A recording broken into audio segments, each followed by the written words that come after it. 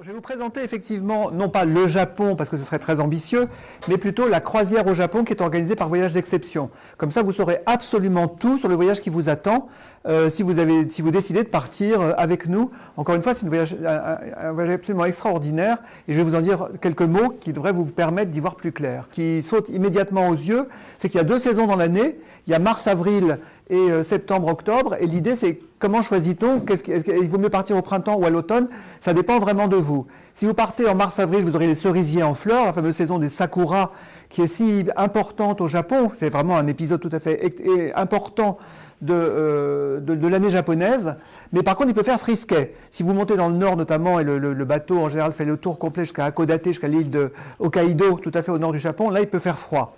En revanche, au mois de septembre, octobre, c'est beaucoup plus doux, la température est beaucoup plus modérée pratiquement partout. Donc c'est un peu à vous de choisir.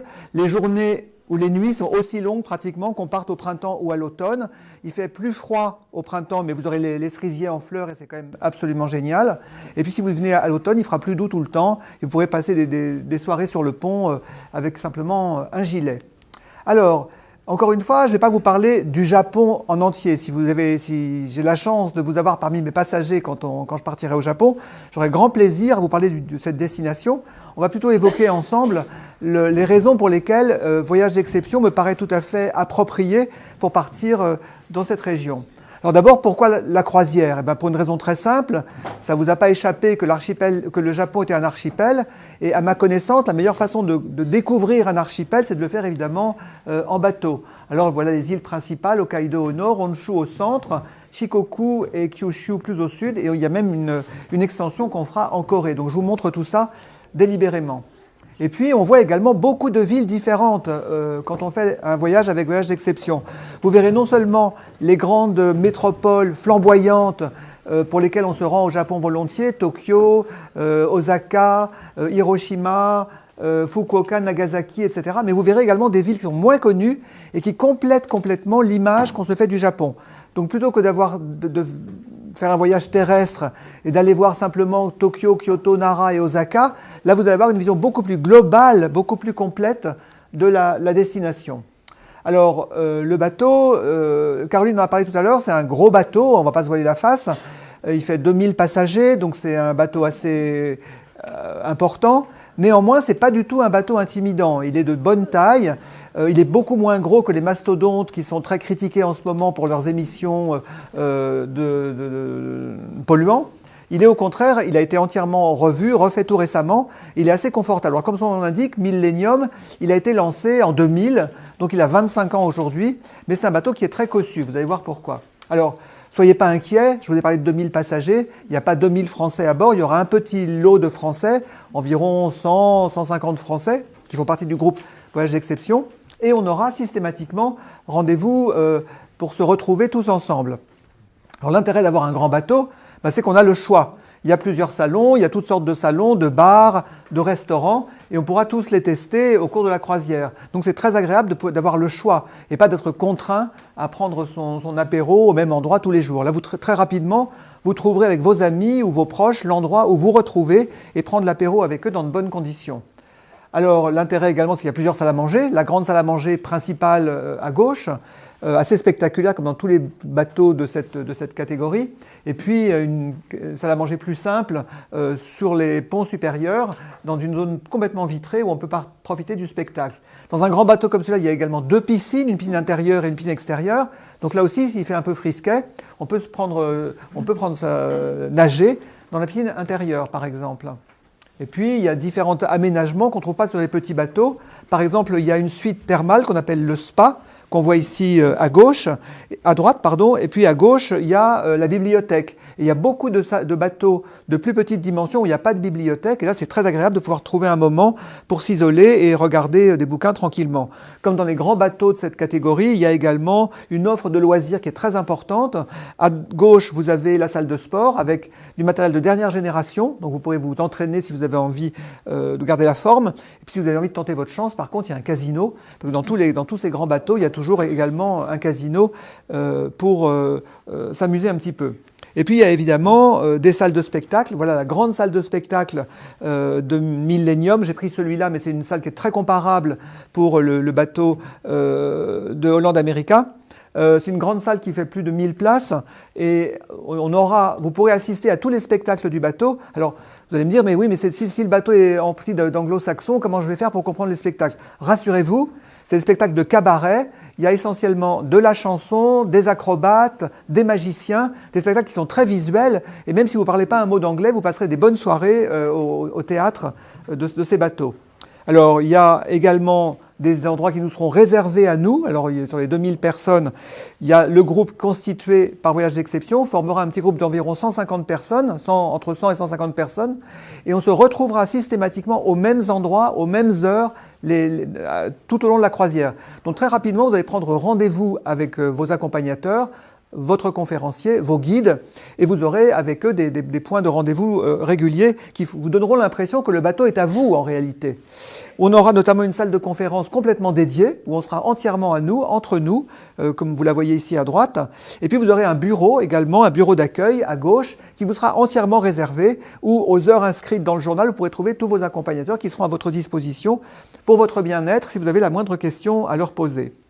Alors concernant l'aménagement du bateau, il y a différentes catégories de cabines. Les cabines intérieures à gauche, les cabines extérieures à droite. Elles sont sensiblement de même taille. Les cabines les plus grandes sont les cabines extérieures avec un balcon, la catégorie véranda qu'on voit ici à gauche. Et toutes sont équipées d'une salle de bain complète. Alors parfois il y a des baignoires, mais c'est assez rare. Mais dans toutes, en tout cas, il y a une douche, il y a une grande vasque de lavabo, il y a des WC bien entendu. Donc vous êtes complètement autonome. Un navire qui est assez cossu, comme vous avez compris, qui est assez confortable et je dirais presque luxueux. Voilà. Alors, rapidement, ça c'est les principales escales dont nous allons parler aujourd'hui. Un mot quand même pour commencer, avant d'arriver à Tokyo. La croisière elle-même n'est pas une croisière fatigante. Le voyage est long, je vous l'accorde. C'est vrai que c'est 12 heures ou 13 heures d'avion pour aller jusqu'à Tokyo. Mais par contre, une fois sur place, il n'y a pas de marche à pied épuisante. On ne fait pas de marathon dans des escaliers. Tout est facilement accessible. Même si vous avez des difficultés à vous déplacer, enfin, si vous êtes en fauteuil roulant, c'est un peu différent. Mais si vous n'avez pas de difficultés majeures à vous déplacer, la croisière est tout à fait accessible. Donc, encore une fois, soyez sans inquiétude. C'est tout à fait pour vous. Alors, on va vous donner rendez-vous à Paris, à Charles de Gaulle. On va vous remettre votre billet d'avion à ce moment-là. Et vous allez faire la connaissance de vos accompagnateurs. Et ils ne vous quitteront pas jusqu'à ce que 17 jours plus tard, vous preniez vos valises à Charles de Gaulle sur le convoyeur. Ils vont vous accompagner pendant toute la durée de votre croisière. Alors le voyage, il est assez facile, hein, c'est en général un vol direct de nuit qui vous conduira à Tokyo. Donc c'est un voyage qui est long, c'est entendu, mais enfin encore une fois, le jeu en vaut la chandelle. Et puis c'est un voyage direct, donc c'est pas si fatigant que ça. On arrive en général assez reposé à Tokyo. Et ça vaut la peine parce que dès qu'on arrive, on en prend vraiment plein la figure avec le Japon tel qu'on l'imagine. Ses néons, ses bruits, son ambiance, son atmosphère, complètement dépaysante. Mais encore une fois, vous ne serez pas dépaysé puisque vous serez avec vos accompagnateurs. Et puis l'autre chose qui est tout à fait remarquable, quand vous allez arriver sur le bateau, vous allez faire la connaissance de vos guides japonais. Alors j'insiste bien là-dessus parce que Voyage d'Exception a choisi d'abord des guides francophones qui sont excellents. Avec son expérience, Voyage d'Exception a réussi à retenir 3-4 guides qui sont tous francophones, qui sont d'origine japonaise pour certains d'entre eux, pour d'autres sont d'origine française, qui parlent très bien français et qui vont vous accompagner tout au long de votre croisière. Aussi bizarre que ça paraisse, on imagine le Japon comme un pays ultra sophistiqué, technologiquement développé, etc. Mais en fait, ils sont très très peu nombreux, les Japonais qui parlent une langue étrangère. Ils sont très peu nombreux à parler anglais, par exemple. Et ils sont encore moins nombreux à parler français. C'est la raison pour laquelle on est content d'avoir réussi à trouver 3 guides formidables qui seront avec nous sur le bateau tout au long de la croisière, qui descendront à terre avec vous à chaque escale, qui connaissent par cœur chacune des escales. Vous pourrez déjeuner avec eux, dîner avec eux, les voir entre les repas, les inviter à prendre un verre, etc. Donc c'est vraiment un agrément tout à fait intéressant pour les gens qui voyagent avec Voyage d'Exception. Alors, je n'ai pas l'intention de vous montrer au cours de cette présentation l'ensemble des monuments ou des sites touristiques que vous verrez au cours de la croisière. Je pense que j'aime mieux vous laisser la primeur de la nouveauté, si vous voulez, quand vous serez sur le bateau et quand vous ferez ces découvertes. Gardez en tête simplement que dans toutes les escales où nous irons, vous verrez l'ensemble du patrimoine monumental de ces destinations. Donc à Tokyo, par exemple, vous verrez le grand temple d'Akasuka, vous verrez le Tokyo Sky Tree que vous avez sous les yeux, qui est la plus haute tour du Japon. Vous verrez également tous les grands quartiers animés de Tokyo, Akihabara, Gion, Asakusa, j'en ai parlé. Enfin, tous les grands quartiers un peu vivants, un peu animés, vous les verrez à l'occasion de votre séjour à Tokyo. Vous verrez également, alors en voilà quelques-uns par exemple, des quartiers très animés. Et puis, Voyage d'exception vous a réservé une expérience globale du Japon. Ce n'est pas uniquement un voyage où on voyage comme une valise. C'est vraiment un voyage où vous aurez une sorte d'expérience du Japon comme un véritable japonais. Et ça commence avec une cérémonie du thé. Dès le second jour, vous aurez à Tokyo une cérémonie du thé. Alors ça a l'air de rien, mais c'est un moment complètement ritualisé dans la vie japonaise. On va vous préparer du thé, on va vous servir du thé qui aura été préparé selon des rites extrêmement précis. Et ça, c'est vraiment une expérience très japonaise dans laquelle vous allez être immergé dès votre arrivée au Japon. Et puis le premier soir, vous aurez également un dîner avec des sumo. Alors vous allez me dire, ouais, c'est encore une expérience pour touristes, mais pas du tout. Les Japonais eux-mêmes vont volontiers dans des restaurants à sumo à Tokyo pour assister à un spectacle en même temps qu'ils prennent leur repas. C'est pas du tout un truc pour touristes. Donc très rapidement, vous profiterez de l'expérience japonaise qui a été prévue pour vous par Voyage d'exception. Puis votre balade à Tokyo se poursuivra le lendemain avec la visite des sites principaux. Alors c'est une ville qui est construite sur la mer, hein, c'est assez étonnant. Donc il y a des quartiers entiers qui ont été gagnés sur l'océan, vous les verrez. Alors voilà, à l'époque de mars-avril, la fameuse, c'est la rivière Maguro, avec les cerisiers en fleurs dont je vous parlais. Là, il fait un peu frisquet. Alors, pour les cerisiers en fleurs, n'imaginez pas que vous aurez les cerisiers en fleurs toute la durée de votre voyage. L'amplitude de latitude est tellement importante entre le nord et le sud que vous allez probablement dépasser le moment où les cerisiers sont en fleurs. Ou au contraire, vous allez les rattraper, ils seront pas en fleurs, enfin ils auront terminé d'être en fleurs au début de votre voyage et puis ils seront en fleurs à la fin. Enfin bref, c'est un peu comme ça que ça fonctionne. Bon voilà des vues de Tokyo. Alors ça, j'ai prises moi-même ces photos avec mon téléphone portable. C'est des vues qu'on prend comme ça à la volée à Tokyo. À gauche ici, c'est une maman et sa fille déguisées en personnages de manga. C'est complètement invraisemblable. À l'extrême droite, c'est un personnage de manga. Alors, je n'ai pas bien réussi à déterminer si c'était un homme ou une femme. Et puis au centre, c'est un mariage traditionnel japonais, comme on en trouve encore dans le centre de Tokyo. Ce n'est pas du tout impossible de croiser accidentellement ce type de spectacle. Voilà. Alors l'hôtel dans lequel nous serons, vraisemblablement, s'appelle l'hôtel Prince. Il est au milieu vraiment de Tokyo, à côté de la... c'est pas le Tokyo Sky Tree, c'est la Tokyo Tower, celle-là qui est une espèce de pastiche de la tour Eiffel parisienne. Et juste à côté se trouve un petit temple Shinto qui s'appelle Zojoji, que vous pourrez aller voir également à pied. C'est vraiment à 50 mètres de l'hôtel et c'est un endroit très agréable. Donc Tokyo, encore une fois, on va y revenir à la fin de la visite, à la fin de la croisière. Mais néanmoins, gardez en tête que vous verrez l'ensemble du patrimoine monumental de Tokyo à cette occasion. J'aurais pu parler également du palais impérial, j'aurais pu parler de plein d'autres endroits où vous irez également au cours de la balade. Alors après Tokyo, on va se rendre à Yokohama, qui est au bord de la baie de Tokyo et qui est le port d'embarquement du bateau. Ça se trouve, c'est dans la grande banlieue de Tokyo en réalité, et c'est un port qui a été extrêmement dynamique au début du XXe siècle quand le Japon s'est ouvert aux influences étrangères. Vous verrez notamment l'ancienne douane. C'est miraculeux qu'elle n'ait pas été bombardée pendant la Seconde Guerre mondiale. Et vous verrez également les entrepôts, c'est les bâtiments rouges que vous voyez ici au ras de l'eau, qui sont des grands entrepôts gigantesques qui ont survécu également à la Seconde Guerre mondiale. Alors comme l'ensemble de Tokyo et de toute la région de Tokyo est pratiquement la grande conurbation qui va de Tokyo à Hiroshima, cette espèce de grande bande côtière au sud du Japon, on a une sorte de métropole continue qui est hérissée d'immeubles de grande hauteur comme ceux-là. Donc pour voir le Japon avec de la campagne, avec de la nature, etc., il faut un peu s'écarter de cette zone côtière dont je vous parlais. On va prendre le bateau à cet endroit-là. Et puis après Yokohama, une courte navigation, nous allons arriver à Shimizu, qui est au pied du Fujiyama. Le voilà, le Fujiyama. Alors si vous n'avez pas eu l'occasion de le voir à Tokyo, on le voit quand il fait beau, on le voit à distance du sommet du Sky Tree dont je vous ai parlé, mais il peut y avoir du brouillard ou il peut faire mauvais, et du coup on peut ne pas le voir. Là vous le verrez de très très près, puisque l'escale de Shimizu est vraiment au pied du mont Fuji que vous avez sous les yeux. Et alors le mont Fuji, c'est un mont sacré hein, pour les Japonais. D'abord, c'est le point culminant du Japon, 3774 mètres d'altitude. C'est un mont sacré parce qu'il est tout à fait liées dans l'imaginaire shintoïste à des âmes particulières ou il y a énormément de choses qui sont liées dans la religion shintoïste au Fujiyama. Donc une montagne sacrée pour les Japonais, elle a été classée au patrimoine mondial de l'UNESCO. Et là, vous aurez vraiment l'occasion de la voir de très très près. Avec, ça c'est la plage de Matsubara, avec sa forêt de pins en arrière-plan.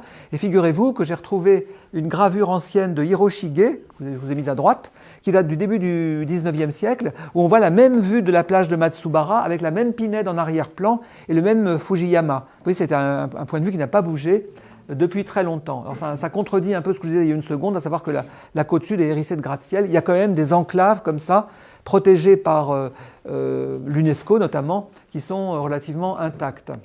Alors, vous verrez également à l'escale de Shimizu, vous verrez également ce sanctuaire, le Toshogu il s'appelle. Il est construit à flanc de montagne, sur un des contreforts du mont Fuji. Et là, très tôt, vous allez être plongé dans l'univers japonais. C'est-à-dire que c'est un univers plein de spiritualité et où la spiritualité se mêle toujours à la nature. Donc là, vous voyez très bien que le temple est complètement incorporé dans le paysage environnant, dans la montagne, dans le paysage environnant. Et en dépit du fait que cette agglomération tentaculaire dans laquelle vivent 80% des Japonais quand même, occupe tout le sud du Japon, on voit qu'on trouve quand même des îlots comme ça préservés avec des temples dans des endroits de verdure absolument merveilleux. Alors après Shimizu, nous irons à Osaka, qui est la seconde plus grande ville du Japon et qui est un petit peu... les Japonais la considèrent un peu comme une ville un peu rebelle, un peu agitée. Ce serait un petit peu, si vous voulez, pour comparer vraiment très grossièrement, la différence entre Paris et Marseille. Osaka, c'est un peu le Marseille du Japon. C'est plus dynamique, c'est plus agité, c'est plus, un peu plus rebelle, entre guillemets. Les Japonais, comme tous les Asiatiques, ont une religion pour la nourriture, l'alimentation, la cuisine. Et Osaka est la capitale culinaire du Japon. Et on aura l'occasion au cours de cette escale de tester des restaurants à Osaka.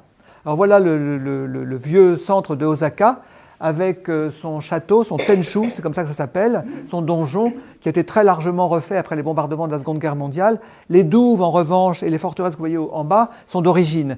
Elles datent du XVIe siècle, elles n'ont pas bougé avec le temps. Et puis vous voyez à l'arrière-plan le décor dont je vous parlais qui est à peu près général sur toute la côte sud du Japon. Alors Osaka, ce sera pour nous essentiellement une escale parce qu'on ne restera pas longtemps à Osaka, on se déplacera pour aller voir autre chose. Alors, le centre d'Osaka avec ses néons flamboyants, c'est tout à fait à l'image qu'on se fait tout à fait à l'image, conforme à l'image qu'on se fait du Japon aujourd'hui. Et puis comme je vous disais, c'est une ville aujourd'hui encore qui a vraiment la religion de la cuisine de rue, de l'alimentation de rue, et vous aurez énormément d'occasions de goûter cette cuisine de rue. Et puis il y a également des temples, voilà le Tennoji à Osaka, qui est le plus vieux temple de la ville, et qu'on peut encore voir, qui est pratiquement intact, qui a été reconstruit pour la partie de la pagode, mais le reste est pratiquement intact et tout à fait remarquable. Alors, nous irons à la gare d'Osaka pour aller à l'escale d'après, l'escale de Kyoto, qui n'est pas au bord de la mer. Kyoto, c'est dans les terres. Et nous nous rendrons d'Osaka à Kyoto avec le train.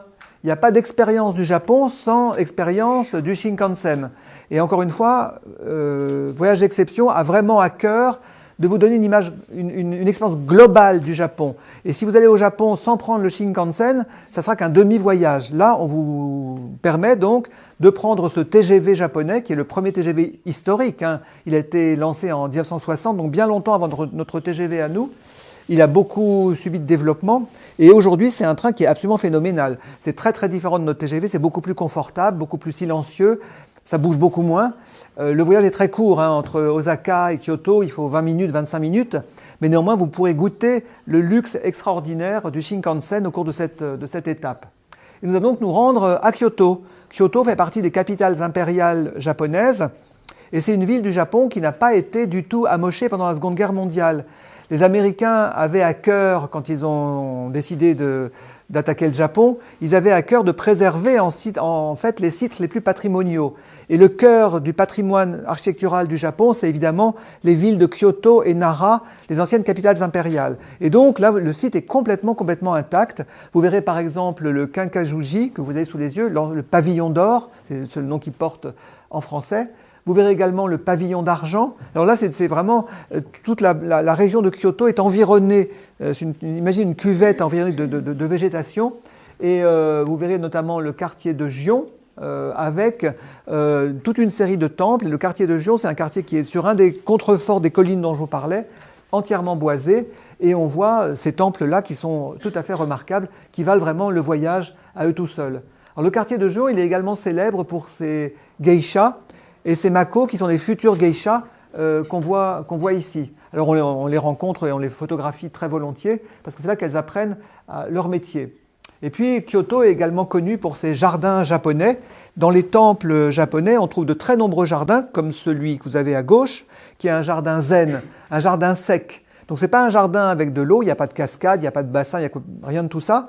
Mais en revanche, le traitement du gravier, des petits galets, simule l'eau. Vous voyez qu'il y a des espèces de vaguelettes et tout le paysage simule l'univers en raccourci. C'est-à-dire qu'on a de l'eau, on a des lacs, on a des océans, on a des collines, on a des forêts, on a même des nuages. Je ne sais pas si vous arrivez à voir, mais les arbres qui sont ici sont taillés un peu comme des nuages. Donc les moines qui sont à l'intérieur du monastère, depuis leur fenêtre, voient un jardin qui simule l'univers tout entier. Alors que finalement, ce n'est pas si grand que ça. Et même dans les petits espaces, comme c'est le cas ici à droite, on représente des jardins japonais clos, qui sont en fait des simulations de l'univers tout entier. C'est tout à fait remarquable. Alors, après Osaka ou avant Osaka, ça dépend de votre croisière, votre bateau fera escale soit à Osaka, soit à Kobe. Dans tous les cas, vous irez à Kyoto, que je viens de vous montrer. Alors Kobe, je vous en parle rapidement. C'est encore une de ces grandes métropoles qui est située au bord de la mer, sur la côte sud du Japon, et où on trouve énormément d'immeubles de grande hauteur, des autoroutes, des autoponts qui traversent Enfin, c'est assez ahurissant, hein, on voit ça qu'au Japon. Là, c'est un autopont à plusieurs étages qui passe vraiment dans le centre-ville de Kobe. C'est absolument inouï. Mais c'est aussi pour ça, à mon avis, que le Japon est formidable, parce que c'est très très différent de ce qu'on peut voir chez nous. Voilà le musée de Kobe, devant lequel on passera. Et puis, encore une fois, ce goût que les habitants de la région, Osaka, Kobe, ont pour l'alimentation, on le trouve évidemment dans ces rues où il y a énormément de stands de street food, de nourriture qu'on mange sur le pouce.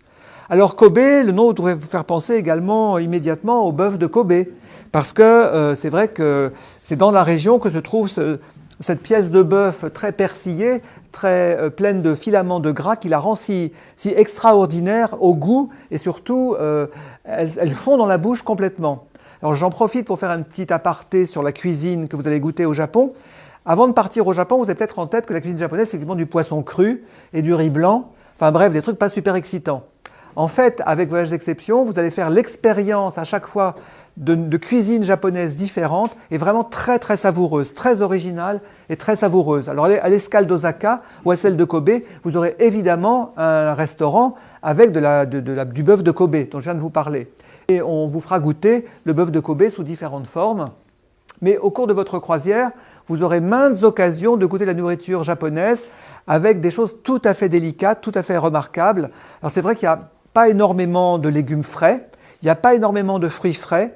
Par contre, on trouve énormément de fruits ou de légumes fermentés, par exemple, avec des arômes tout à fait étonnants, avec du sésame noir, avec du saké, avec des sauces différentes tout à fait étonnantes qui vont, encore une fois, vous réconcilier complètement avec la cuisine japonaise. Donc vous verrez bien autre chose que des sushis et du riz blanc ou des vilains ramen. Bon voilà, je vous ai apporté quelques photos de plats que vous aurez l'occasion de déguster au cours de votre voyage. Encore une fois, Voyage d'Exception a à cœur de vous donner une image globale du Japon, donc vous aurez l'occasion de prendre des repas absolument succulents. Alors les Japonais très souvent ont le goût de la présentation en même temps, donc on hésite vraiment à se jeter sur le repas tellement tout est présenté de façon délicate et harmonieuse. Bon, voilà. Alors ça c'est assez rigolo, je l'ai pris à Osaka, cette prise à Osaka. Il y a des restaurants devant la porte desquels il y a des espèces de distributeurs automatiques. On commande son repas en appuyant sur la touche qui vous intéresse. La commande est passée directement à l'intérieur du restaurant. Vous payez ici en mettant votre carte de crédit et quand vous rentrez au restaurant, Ça émet un ticket. Et quand vous allez dans le restaurant, vous mettez le ticket sur votre table et on vous apporte le plat que vous avez commandé. Donc c'est une technique un petit peu bizarre qui est assez différente de celle qu'on connaît chez nous. Mais bon, comme je trouvais ça un petit peu insolite, je vous l'ai montré. Et puis les Japonais ont le goût pour les trucs insolites. Vous allez voir, à droite, vous avez une brioche qui est fourrée à la glace au thé matcha, au thé vert matcha. Alors ça, c'est une spécialité qu'il faut absolument goûter à tout prix. Et quant au cornet de glace, c'est du sésame noir en glace, figurez-vous. Donc là aussi, c'est des curiosités gastronomiques que vous aurez l'occasion de goûter au cours de votre séjour au Japon avec Voyage d'exception. Il y a voilà encore un autre stand de friandises. Celui-là, il est à Kobe. Ils sont très... Alors, on ne mange pas vraiment de fruits frais, vous avez compris. Par contre, on mange des fruits qui sont enrobés de sucre cristallisé ou de sirop, comme ici, un peu comme les pommes d'amour qu'on connaît chez nous. Et ça, c'est tout à fait délicieux. Bref, les Japonais ne vont pas très souvent dans les restaurants dans lesquels nous irons à déjeuner. C'est des restaurants un peu gastronomiques qui sont tous exquis. Et donc, les Japonais ne procèdent pas vraiment comme ça. En général, à déjeuner, le Japonais fait sa boîte bento, ce que vous avez sous les yeux, une sorte de gamelle qu'il prépare chez lui la veille au soir, et il l'amène sur son travail et il la déguste comme ça à son travail. Et le soir, en général, il donne rendez-vous à ses amis ou à sa famille dans des gargotes au pied de chez lui. Les appartements japonais ne sont pas très grands, les cuisines sont microscopiques, et si vous voulez recevoir des amis ou voir des proches, en général, on va au restaurant le plus près de la maison. Voilà. Donc vous aurez toute cette expérience de la gastronomie japonaise, vous l'aurez au cours de ce voyage, et encore une fois, je ne sais pas si certains d'entre vous sont peut-être déjà allés en Chine ou au Vietnam ou en Thaïlande. La cuisine en Asie, c'est vraiment une religion. Et vous verrez que les Japonais ont la même religion pour la cuisine que partout ailleurs en Asie. Alors, après l'escale de Kobe, nous irons dans la plus petite île des grandes îles de l'archipel, qui s'appelle Shikoku, que vous avez sous les yeux. Elle est de l'autre côté de la mer intérieure de Seto. La mer intérieure de Seto, c'est la mer qui sépare Kobe de Shikoku. Et là, nous allons quitter cette grande métropole dont j'ai parlé jusqu'à présent pour aller voir justement une ville du Japon intérieur. C'est la ville de Kochi, qui n'est pas du tout une grande ville, hein, c'est 30 000 habitants. Alors à l'échelle parisienne, enfin française, ça paraît une grande ville, mais pour l'échelle japonaise, c'est pas très grand. C'est plutôt une petite ville, et vous aurez l'occasion à Kochi de voir vraiment comment vivent les Japonais au quotidien. Alors à Kochi, vous commencerez par voir. Alors là, par contre, le décor n'a pas beaucoup changé. Il y a pas mal de végétation, pas mal de verdure. Et vous verrez très rapidement des temples comme celui-là, le Shirikiji par exemple, qui est à proximité de Kochi. Et voilà le château de Kochi. Alors les châteaux au Japon, il y en a eu énormément. À l'époque notamment où chaque seigneurie avait son propre château. Et chaque seigneur défendait son fief contre le voisin avec un château et marquait comme ça sa souveraineté. Et puis à l'époque de l'ère Meiji, quand l'empereur a repris en main les rênes du pouvoir, il a fait abattre tous les châteaux. Celui-là, miraculeusement, a été préservé parce que des historiens, des archéologues japonais ont fait des pétitions pour que le château de Kochi soit préservé. Donc là, on rentre vraiment dans un décor du XVIIe siècle avec un tenshu entièrement en bois qui n'a pas bougé du tout. Alors tous les tenshus sont entièrement démontables, c'est une sorte de grand Lego en bois démontable. Il n'a pas bougé du tout et quand on est en haut du donjon, le tenshu, c'est comme ça que ça s'appelle, on a une vue sur la cour intérieure à droite où on a l'impression d'être dans une sorte de jeu vidéo avec l'armurerie, l'arsenal, le logement des soldats, etc., etc. C'est vraiment très étonnant de trouver ça intact à Kochi. Et puis à Kochi, vous aurez une autre expérience étonnante qui vous attend, c'est le marché de Hirome. Alors à Hirome, ce sera l'heure du déjeuner. Voyage d'exception vous a préparé une autre expérience typiquement japonaise. On va vous remettre dans une enveloppe quelques yens. Et avec ces yens, vous pourrez aller dans l'un des 30 stands qui environnent le marché pour aller choisir votre repas. Et vous prendrez votre repas sur les bancs que vous avez ici avec des Japonais. Donc c'est vraiment une expérience très japonaise, très typique. Parce que c'est là que les gens font leurs courses, traitent leurs affaires, etc., etc. Et c'est là, après leurs achats en ville, qu'ils prennent leur repas.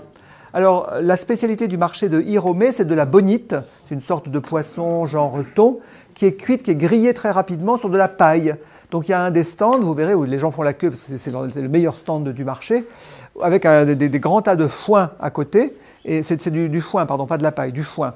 Et le gars, avec son barbecue, prend une poignée de foin, la met dans son barbecue et fait rapidement griller la bonite sur le foin. Et c'est absolument délicieux. Donc vous aurez l'occasion de faire toutes ces tentatives, donc gustatives et en même temps humaines, au marché de Hirome à Kochi grâce à Voyage d'exception.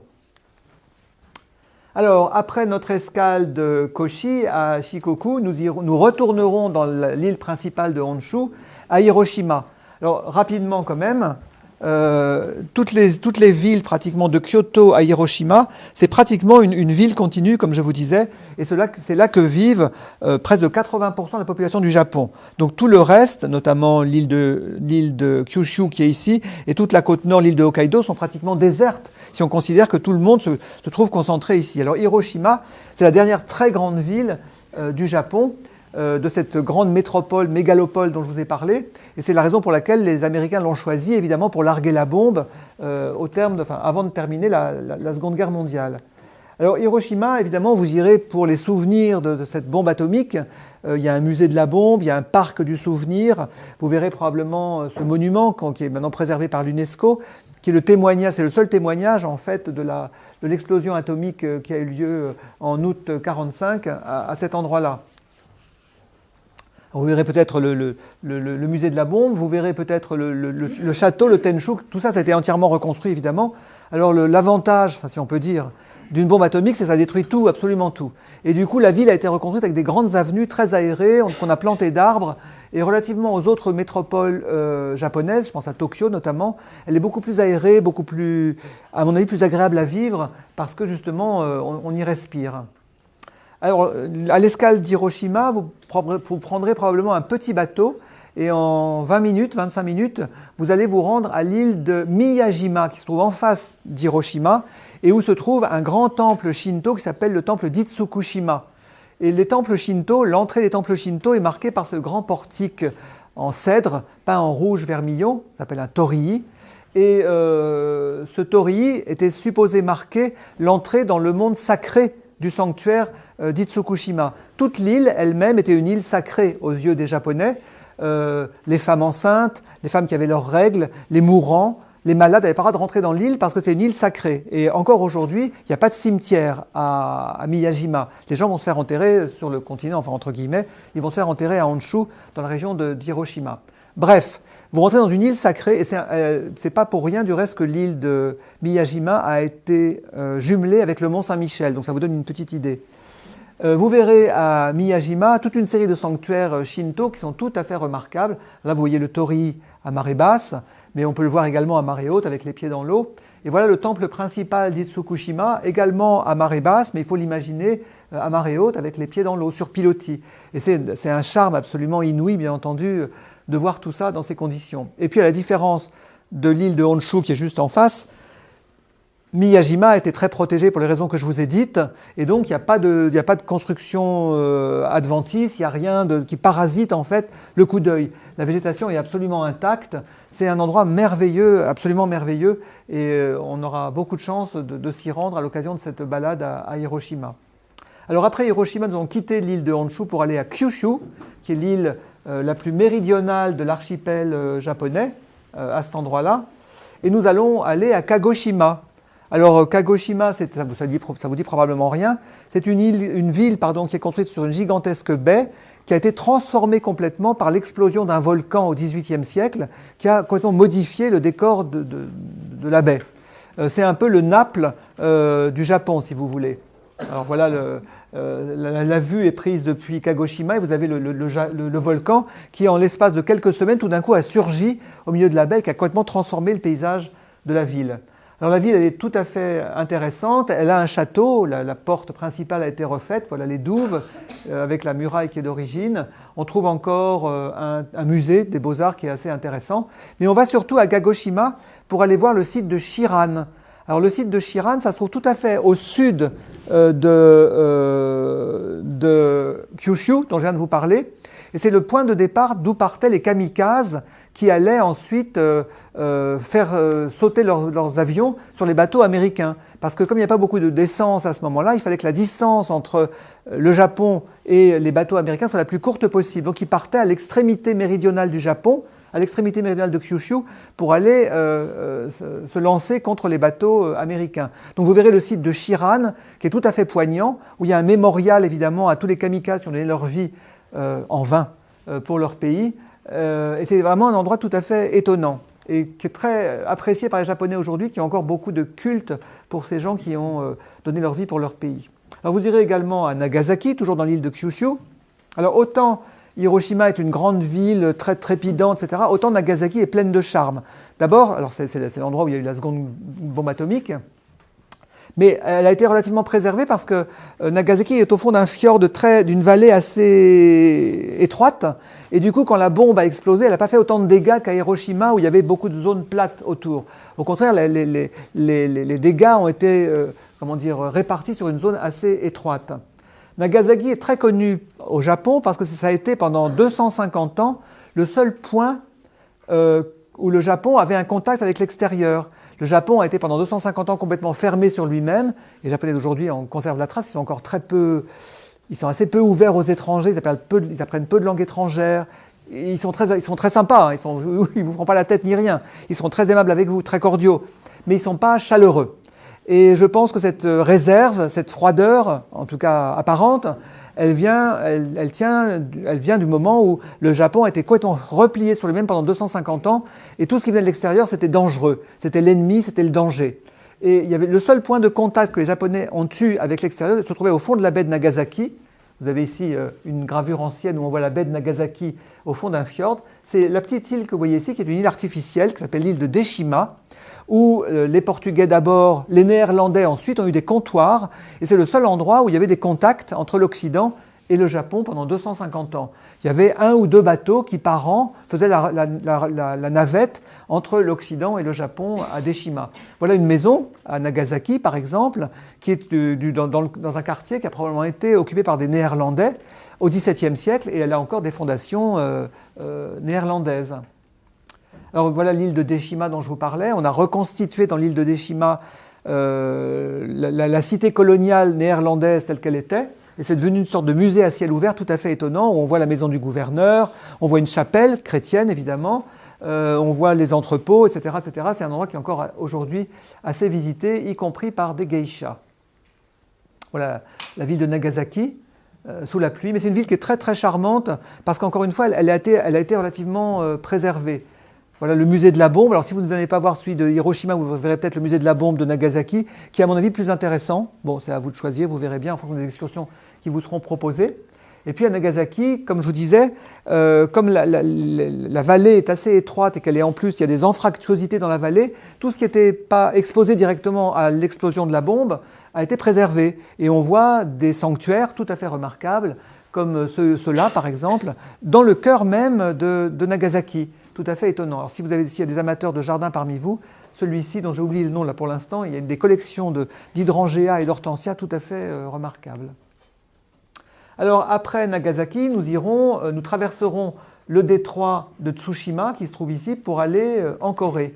Et l'escale de Corée où nous allons aller avec cette croisière-là, alors elles ne vont pas toutes forcément à Busan. Certaines vont à Séoul et se terminent à Séoul. D'autres vont dans l'île qui est ici, à Jeju. Nous, j'ai choisi Busan délibérément parce que c'est probablement le port coréen où nous nous rendrons le plus vraisemblablement. Alors c'est très intéressant d'aller en Corée parce que, vu de France, on imagine que la Corée et le Japon, c'est un peu le même pays. C'est un peu bonnet blanc et blanc bonnet. Merci beaucoup. Et en fait, pas du tout. C'est 2 pays radicalement différents. C'est des langues différentes, des cultures différentes. Les religions sont les mêmes, évidemment. Évidemment, ces 2 pays ont été très, très influencés par la grande culture chinoise, qui reste le grand modèle régional, ça va de soi. Mais en même temps, les évolutions sont très différentes d'un pays à l'autre. Alors, autant le Japon est organisé, méthodique, policé, poli, propre, etc., autant la Corée, ça va vous paraître vraiment... c'est la différence qu'il y a entre Zurich et Palerme. C'est vraiment beaucoup plus rebelle, anarchique. Bon, je ne vais pas employer de gros mots, mais enfin, vous voyez ce que je veux dire. Et donc c'est très intéressant de faire cette expérience du Japon et de la Corée au cours de ce voyage avec voyage d'exception, parce qu'encore une fois, vous verrez les deux. Donc à Busan, qui est un très grand port moderne, c'est le premier port du pays, c'est le premier port de pêche de Corée. Donc vous verrez un peu la Corée moderne, mais vous verrez également la Corée plus traditionnelle. On va se rendre au sanctuaire de Beomyeojan que vous avez sous les yeux, qui est à flanc de montagne également, qui ressemble énormément au sanctuaire japonais, évidemment, mais là aussi beaucoup plus fantaisiste, beaucoup plus animé. Vous pourrez faire la différence, puisque vous aurez quitté un sanctuaire japonais la veille ou l'avant-veille. Et puis nous irons voir également le quartier de Gamshon que vous avez sous les yeux. Alors ça, c'était un quartier de pêcheurs, autant dire une favela, hein, il y a encore assez peu de temps. Et c'est absolument impensable au Japon, un quartier comme celui-là. Il a été entièrement refait.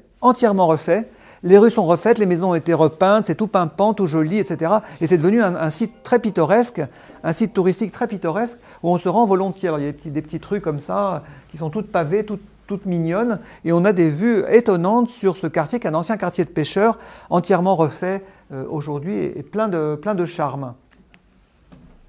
Alors voilà, vous irez également, en retournant à Busan, vous verrez le marché aux poissons, qui est le plus grand marché aux poissons de Corée, et beaucoup de Japonais viennent faire beaucoup de grossistes japonais viennent acheter également leurs poissons à Busan.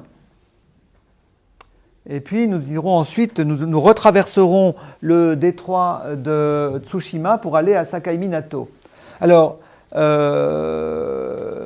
avec Voyage d'exception, vous n'aurez pas une vision, parcellaire du Japon. Si vous partez faire une balade au Japon de 15 jours, vous allez uniquement aller voir les grands sites touristiques de la côte sud, dont j'ai parlé, et que vous verrez de toute façon.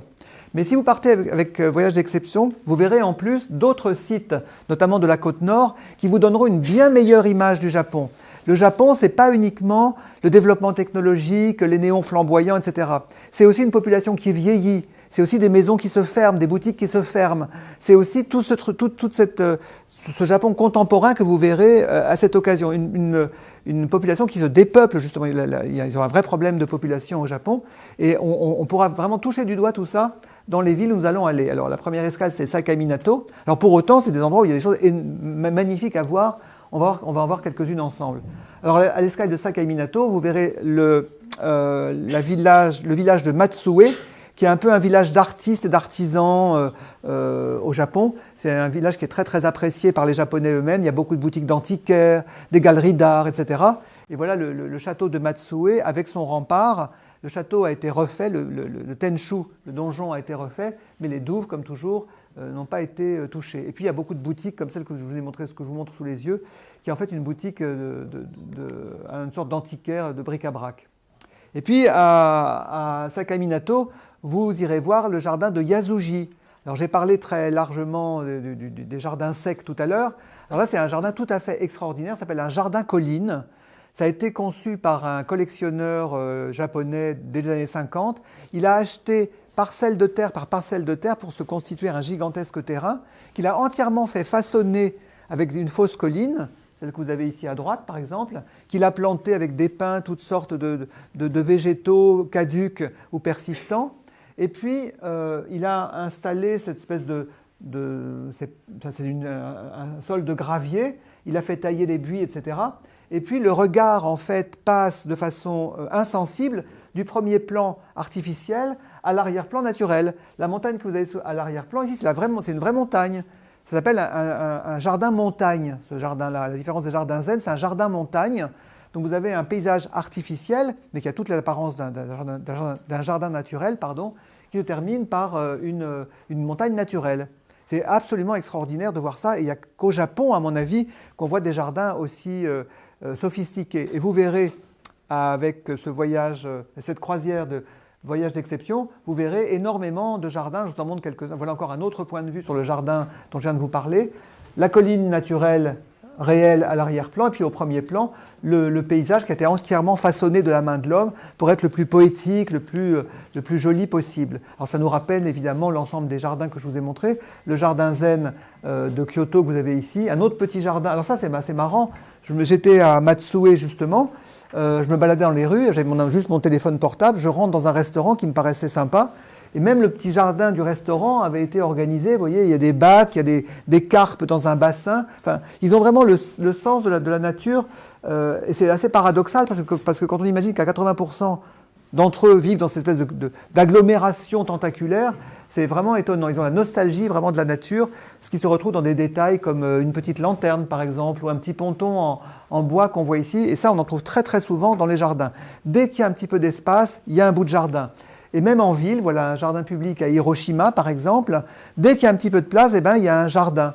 Le jardin est vraiment, joue un rôle important dans la vie sociale, dans la vie religieuse des Japonais, parce qu'encore une fois, il est associé à la nature, aux forces de la nature.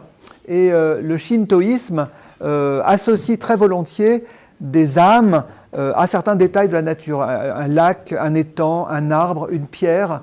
Très souvent, il y a des événements qui sont associés, des éléments shinto qui sont associés à la nature. Bon, voilà encore un autre jardin, je me suis perdu là aussi. J'allais chercher le fameux pavillon d'or à Kyoto. J'ai eu le tort de ne pas prendre l'excursion, je me suis perdu. Et je suis rentré dans un jardin et je suis tombé là-dessus. J'ai trouvé ça joli, j'ai pris la photo parce que c'est quand même très étonnant. C'est probablement des particuliers qui habitent dans cette petite rue, dans cette petite voie, mais c'était tout à fait étonnant. Alors quand on a beaucoup d'argent, comme dans ce temple-là à Kyoto, eh ben on se fait un jardin spectaculaire avec une cascade phénoménale. Donc on ouvre ses fenêtres et au lieu de voir une ville moderne, ben on voit un jardin avec la nature presque à l'état sauvage. Quand on a un peu moins de moyens, eh ben on s'organise un jardin avec des cailloux, des gros rochers, un peu de sable, quelques branches d'arbres, et aussitôt ben la courette qui est moche devient un jardin charmant. Voilà encore d'autres détails de jardins naturels, à Nara notamment. Et puis, ça c'est l'époque du sakura dont je parlais, entre mars et avril. Les Japonais ont vraiment pour eux c'est vraiment un truc très très important parce que c'est le début du printemps, c'est le changement on change de saison, c'est la régénérescence, le renouveau, etc. Et puis c'est très lié chez eux également à des traditions familiales, un peu comme pour nous Noël. Pour eux Sakura c'est important, c'est un moment où on revoit ses amis, on revoit sa famille, on se déplace beaucoup et faire un pique-nique avec une moumoute, hein, parce que ça caille, mais prendre un pique-nique, faire un pique-nique sous un cerisier en fleurs, c'est vraiment un événement qu'il ne faut pas manquer au Japon. Les Japonais sont très très friands de nature. Bon voilà, c'est encore une photo que j'ai prise dans un parc au Japon. Et quand ils n'ont pas la place d'avoir un jardin chez eux ou une jolie courette, ben, ils peuvent acheter juste une sorte d'aquarium avec un bonsaï, un peu de mousse, et ils ont l'illusion comme ça d'avoir un peu de nature chez eux. Et c'est pas du tout une blague. C'est vraiment, ils ont vraiment le goût de ça. La nature, encore une fois, joue un rôle très important dans la vie sociale des Japonais. Quand un officier de marine japonais va rendre visite à sa vieille maman à Hiroshima, ben plutôt que de se prendre en photo dans l'appartement, ils vont dans le jardin, ils se prennent en photo dans le jardin. C'est la photo que j'ai prise ici. Alors après Sakaminato, nous irons à l'île de Hokkaido, tout à fait au nord du Japon, et nous irons à Hakodate. Alors là, pour vous donner une idée, on est à la hauteur de Vladivostok. En Russie. Donc il fait très froid à Hakodate. Et quand on y est allé au mois d'avril, il y avait encore de la neige dans les caniveaux. Bon, il ne faisait pas si froid que ça, mais enfin bon, dans la nuit, je pense qu'il fait très froid. Dans la journée, il peut faire 10-12, guère plus. Donc c'est à vous de choisir. Je pense que si on vient au mois de septembre, il fait plutôt entre 15 et 18, ce qui est plus agréable. Bref, Hakodate était une ville très importante. Combien de trajets de Sakaminato jusque là-haut? C'est une nuit de navigation. Ah oui? Oui, une nuit de navigation, oui, oui. On arrive à Hakodate, qui était une ville très extrême au Japon, et qui était une ville très ouverte sur l'extérieur. On n'est pas très loin de la Russie, de l'extrême-orient russe. On n'est pas très loin non plus de la Corée, vous avez compris. On n'est pas très très loin de l'Alaska américain. Et c'est donc une ville qui a été très ouverte à beaucoup d'influences différentes. Il y avait beaucoup de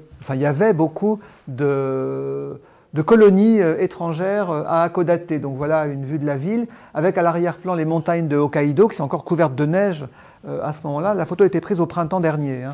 Donc c'est pour vous donner une idée du climat et du genre de ville que c'est. Il y a énormément de souvenirs des années 20 ou des années 30 de l'époque coloniale où il y avait beaucoup de colonies italiennes, grecques, mais surtout des Russes, beaucoup évidemment, des Coréens et des Américains qui avaient installé des établissements, des entreprises en ville. Voilà l'église russe de Hakodate.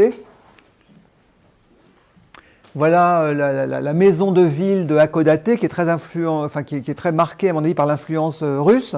On dirait presque une grande isba russe, avec l'intérieur très occidental de cette maison de ville, vous voyez.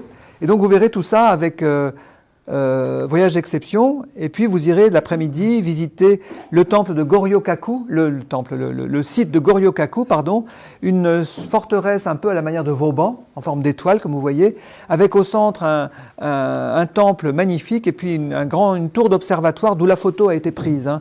La tour de l'observatoire permet d'avoir une très belle vue sur la ville de Hakodate en général, et sur le site de Goryo-kaku en particulier. Alors ce qui est amusant, c'est que les photos que vous avez vues tout à l'heure où on était à Tokyo avec les cerisiers en fleurs, c'était au cours du même voyage. Et là, tous les cerisiers que vous voyez ici ne sont pas du tout en fleurs parce qu'il est encore trop tôt dans la saison. C'était pour vous dire que si on vous trouvez les cerisiers en fleurs à un moment, ils ne seront pas en cerisier en fleurs, ils ne seront pas en fleurs partout, quoi. Il y a un moment où ils ne seront pas en fleurs. Et si j'étais arrivé 15 jours plus tard, ils n'auraient plus été en fleurs à Tokyo et ils auraient été en fleurs ici. Voilà. Alors, le voyage à... L'escale d'Hakodate sera la dernière escale de croisière proprement dite avant que le bateau arrive finalement à Tokyo et boucle la boucle du voyage japonais dans le port de Yokohama où nous débarquerons. Alors après Yokohama, nous serons conduits à Tokyo et tout ce qu'on n'a pas visité au cours de la première escale de Tokyo, quand on est arrivé de l'avion et on a passé un jour et demi, on repasse un jour et demi avant de reprendre l'avion à Tokyo et donc on aura largement le temps de revoir les monuments qu'on n'a pas vus la première fois. Je pense notamment au Meiji Jinju, le grand temple dédié à la dynastie Meiji qui est dans le centre de Tokyo. On aura l'occasion également de voir le musée national, par exemple, avec les plus belles collections de porcelaine, les plus belles collections de gravures, de peintures. Et puis, en clin d'œil, je vous ai mis également quelques armures. Donc, vraiment, tout ce qu'on n'a pas vu la première fois, on le verra au cours de la seconde escale de Tokyo. C'est donc un voyage très, très complet, encore une fois, auquel Voyage d'exception vous invite. Et puis, vous aurez du temps libre également, parce qu'avant de rentrer à Paris, c'est quand même sympa d'avoir du temps libre. Donc, vous irez vraisemblablement dans le quartier d'Akihabara, qui est un quartier, le quartier le plus animé, où il y a tous les jeunes, tous les jeunes qui s'habillent en personnages de manga, etc., de façon un peu ahurissante. Dans le quartier alors, la rue s'appelle Takeshita Dori, exactement. Donc, vous irez dans Takeshita Dori pour voir les différents magasins de mode et peut-être ramener en France quelques exemplaires de la mode tokyoïte. Difficile à porter, à mon avis, mais enfin, bon, je vous le montre comme ça. Vous aurez l'occasion de voir différents styles vestimentaires assez farfelus au Japon. Voilà, c'est sur cette dernière image tokyoïte que se termine notre voyage, puisque le lendemain soir, on reprendra l'avion à l'aéroport Haneda ou Narita pour aller directement jusqu'à Charles de Gaulle, où nous arriverons après une nuit de vol, encore une fois. Et à l'arrivée à Charles de Gaulle, vous saluerez vos accompagnateurs qui vous accompagneront jusqu'à vos bagages, qui vont s'assurer que vos bagages sont toujours là, et puis vous les saluerez jusqu'à la prochaine croisière. Voilà. Merci beaucoup de votre attention. Je suis à votre disposition si vous avez des questions à me poser.